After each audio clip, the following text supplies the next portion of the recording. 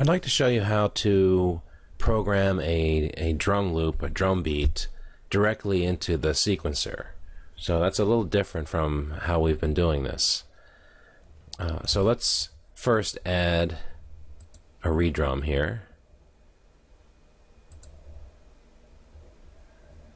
Okay, and I'll just keep it on the default disco kit.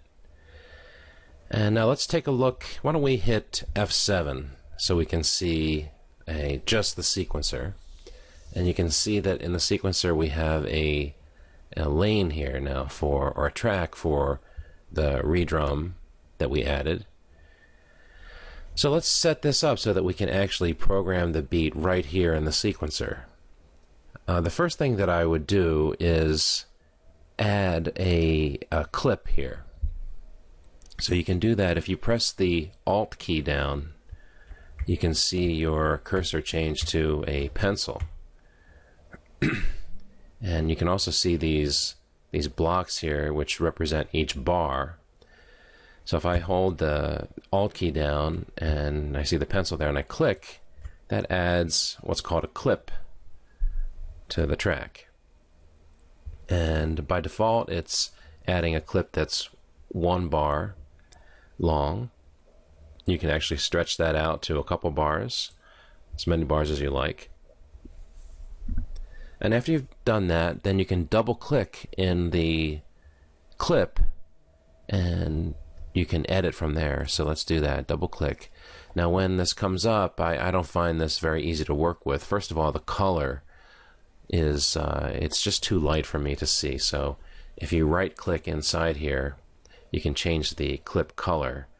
I usually go with a steel blue. I guess you can't really see that. Let's see, let me bring these down here a little bit. Okay, so I'll click in there and you can change the clip color to whatever you like. So now that looks better. I can see that better. Another thing that I like to do is come over here to the magnifying glass. You can see there's 2 sets here, all right, but if you go to the lower one, that'll zoom that out as far as possible.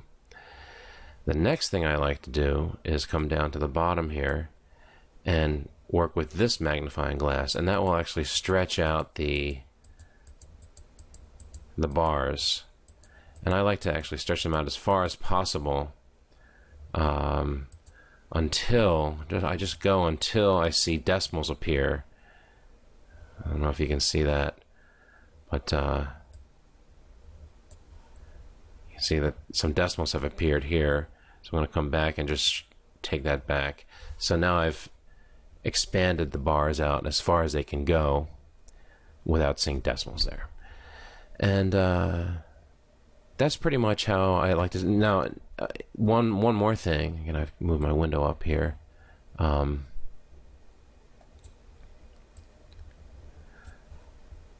You can see that everything is broken down here. A measure is broken down into 16 blocks, and if you don't want to work with 16 blocks or break the measure down into 16 pieces, you have options up here. So for instance, you could just go with bar, and there you've broken down each measure. You actually have no subdivisions in any of the bars. Or you could go with, say, quarter notes. Now you have 4 subdivisions in each bar, and so forth. So we'll do more with this in the next video.